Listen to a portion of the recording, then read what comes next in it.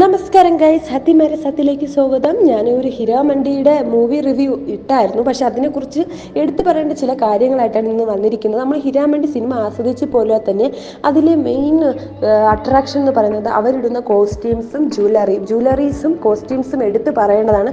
ഓരോ ഭാഗത്തിനും അത് വ്യത്യസ്തമായിട്ടുള്ള ജ്വല്ലറിയും, ആ ജ്വല്ലറി എന്ന് പറയുമ്പോൾ തന്നെ എന്താണ് പാരമ്പര്യമായ പോലത്തെ ജ്വല്ലറിയാണ്. ഇത് എടുത്തു പറയേണ്ടതാണ്. പ്രേക്ഷകരെ ഒന്നടക്കം ആകർഷിച്ച ഒരു സംഭവം തന്നെയാണ് ജ്വല്ലറി. ഇതിനെക്കുറിച്ച് ഒരുപാട് ചർച്ചകൾ തന്നെ നടന്നിട്ടുണ്ട്. നമുക്ക് ഇന്ന് ഇതിനെക്കുറിച്ചാണ് നമ്മളിന്ന് പറയുന്നത്. ഇന്ത്യൻ സമൃദ്ധിയുടെയും മഹത്വത്തിന്റെയും ലോകത്തേക്ക് കാഴ്ചക്കാരെ മിഴുക്കിയ പ്രശസ്ത ചലച്ചിത്ര നിർമ്മിതാവാണ് സഞ്ജയ് ലീല ബൻസാലിയുടെ ഹിരാമണ്ടി ദി ഡയമണ്ട് ബസാർ.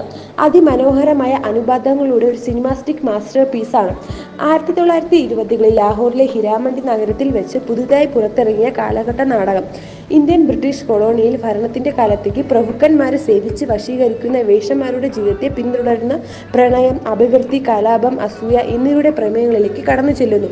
ചരിത്രപരമായ ശ്രീ പരമണ്ണി ജ്വല്ലറിയിലെ ആസ്വാദകരായി വിനയ്, അൻഷു ഗുപ്ത എന്നിവരെ സീരിയസിനായി ഇഷ്ടാനുസൃത ഭാഗങ്ങൾ രൂപകൽപ്പന ചെയ്യാൻ നിയോഗിച്ചു.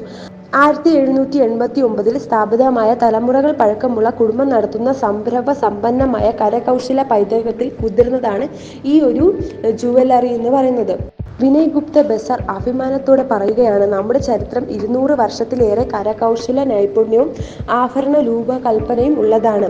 നമ്മുടെ പൂർവികർ മുഗൾ രാജകുടുംബത്തിന്റെ ട്രഷറുമായിരുന്നു. അതിനാൽ ഈ പ്രോജക്റ്റിനെ തിരഞ്ഞെടുക്കപ്പെട്ടത് ശരിയായ ആളുകൾ ഞങ്ങൾ തന്നെ എന്ന് ഇയാൾ അവകാശപ്പെടുകയാണ്. സഞ്ജയ് ലീല ബൻസാലിയുടെ വേറൊരു ഫിലിമായ ബജ്റാവു മസ്താനി എന്ന ചിത്രത്തിന് വേണ്ടിയിട്ട് ഡിസൈൻ ചെയ്തത് ഇവർ തന്നെയാണ്. അതുകൊണ്ട് തന്നെ അയാൾ ഈ ഒരു ഫിലിമിനും അവരെ നിയോഗിച്ചത്. നമുക്ക് കാണാൻ പറ്റുന്നു ഓരോ സീരീസിലും എത്രമാത്രം ആഭരണങ്ങളും വസ്ത്രങ്ങളും ഗംഭീരമായിട്ട് ഉപയോഗിച്ചിരിക്കുന്നത് കാണാൻ പറ്റുന്നു. അതുകൊണ്ട് തന്നെ ഓരോ ആഭരണങ്ങൾക്കും അതിൻ്റെതായ ഒരു മഹത്വം തന്നെ ഉണ്ട്. അതുകൊണ്ട് തന്നെ ഇവർ ഒരുപാട് വർഷം എടുത്തിട്ടാണ് ഈ ആഭരണങ്ങളെല്ലാം ക്രിയേറ്റ് ചെയ്ത് എടുക്കുന്നത്.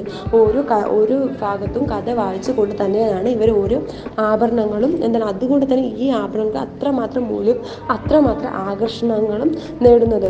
മുഗൾ ജ്വല്ലറി അതിൻ്റെ സങ്കീർണമായ ഡിസൈനുകൾക്കും അതിമനോഹരമായ കരകൗശലത്തിനും വജ്രം, മരതകം, മാണിക്യം തുടങ്ങിയ വിലയേറിയ രത്നങ്ങളുടെ ഉപയോഗത്തിനും പേരുകേട്ടതാണ്.